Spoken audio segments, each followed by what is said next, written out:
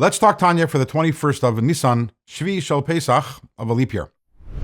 So in yesterday's Tanya, we spoke about that every one of us can attain Das, this state of connection. Das is that not only I understand something, but I internalize it, I feel it, it becomes part of me. However, it's not always so simple to attain Das, even though we all have that capacity, and it requires two steps. So the step number one we spoke about yesterday was crushing the ego in order to allow the godly soul and its feelings, its emotions to emerge. And today the Alter Rebbe says we need to meditate. It requires contemplation. A person needs to take time to think about the fact that there's an eye in Reya, there's an eye that God is present and God is watching us. He hears everything that we're saying. Everything that we do is registered by Him. And we can all do this.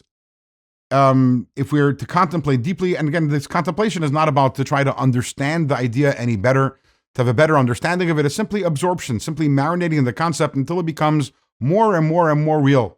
How long do you need to contemplate? The Alter Rebbe is very clear about that in today's Tanya. It's not the same. For some people who are spiritually sensitive, they think about it for a very short period of time, and boom, they feel that das, they feel that connection. They've internalized it.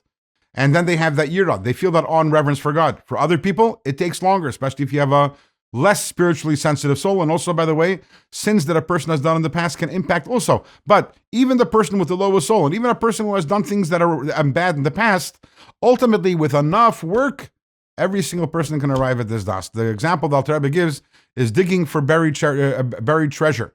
And if you know the treasure is there, so then you dig. How much do you have to dig? Well, it depends. Sometimes it's deeper. Sometimes it's shallower.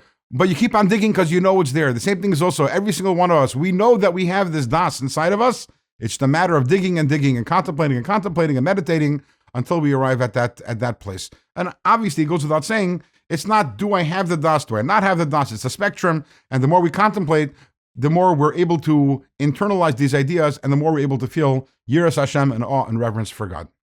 Now, this contemplation, Alter Rebbe said earlier, is thinking about the fact that God has eyes and He's watching us, and that He has ears and He's listening to us.